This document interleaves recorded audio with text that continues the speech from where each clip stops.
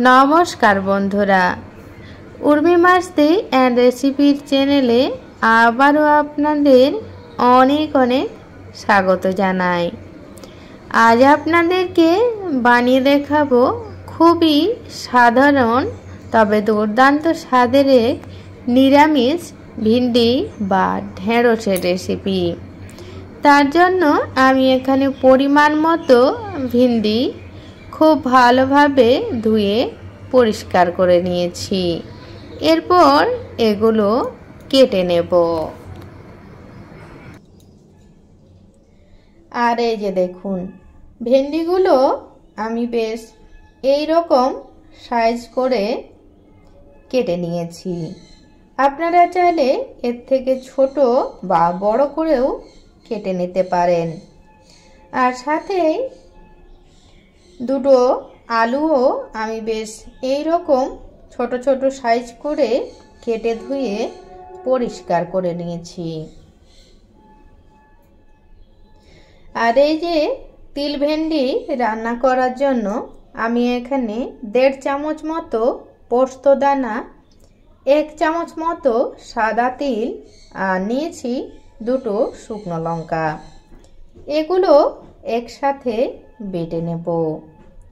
আমি এখানে দুটো শুকনো লঙ্কা নিয়েছি, আপনারা চাইলে কাঁচা লঙ্কাও নিয়ে নিতে পারেন।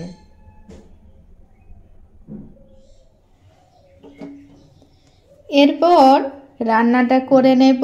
তার জন্য কড়াই ভালো মতো গরম করে নিয়েছি আর দিয়ে দিচ্ছি পরিমাণ মতো সরষের তেল। তেল ভালো মতো গরম হয়ে গেছে। এবার এই তেলেই দিয়ে দেব ভিন্ডি, সাথে দিয়ে দেব স্বাদ মতো লবণ আর পরিমাণ মতো হলুদের গুঁড়ো দিয়ে খুব ভালোভাবে ভেজে নেব।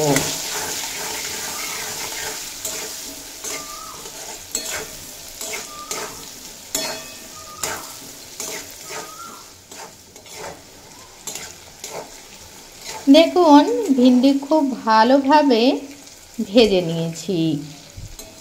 এবার একটা পাত্রে তুলে নেব।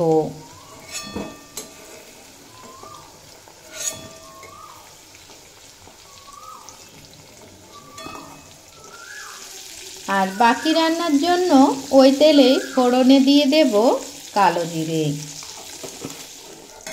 ফোড়ন খুব ভালোভাবে হয়ে গেলে এড করে দেব আলু।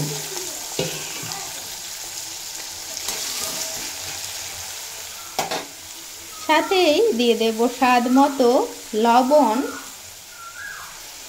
পরিমাণ মতো হলুদের গুঁড়ো আর সামান্য কাশ্মীরি লঙ্কার গুঁড়ো।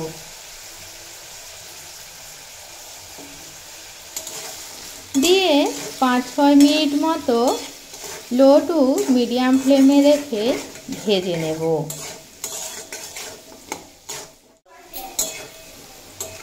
আলু 5-6 মিনিট মতো ভেজে নিয়েছি।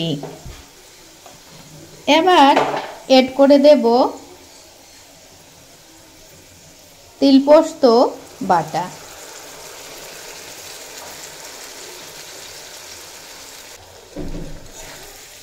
দিয়ে খুব ভালোভাবে কষিয়ে নেব।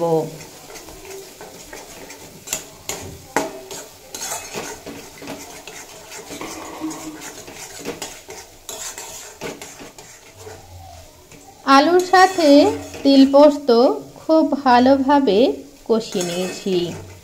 এবার এড করে দেব আগে থেকে ভেজে রাখা ঢেঁড়স বা ভিন্ডি। দিয়ে 1-1.5 মিনিট মতো নাড়াচাড়া করে নেব। আর এড করে দেব পরিমাণ মতো জল।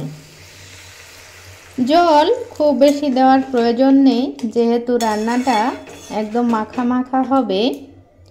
আলুটা যাতে খুব ভালোভাবে সেদ্ধ হয়ে যায় সেই পরিমাণ বুঝেই জলটা দিয়ে দিলেই হবে।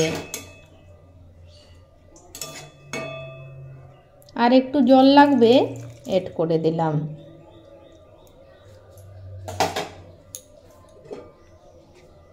এরপর ঢাকা চাপা দিয়ে রান্নাটা হতে দেব।